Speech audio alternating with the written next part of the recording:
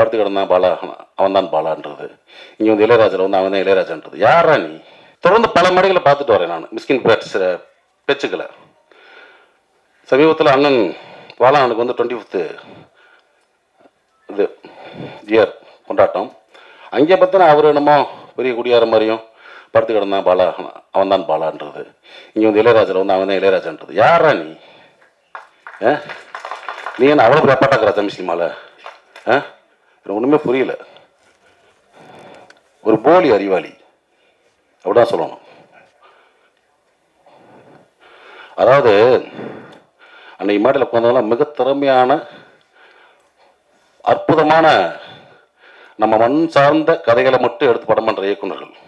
அமீரன் ஆகட்டும், வெற்றிமன் சார் ஆகட்டும், ரஞ்சித் சார் ஆகட்டும். பணங்களுக்கு வியாபாரிட்ட வந்து பர்கர் வியாபாரி உட்காரச்ச மாதிரி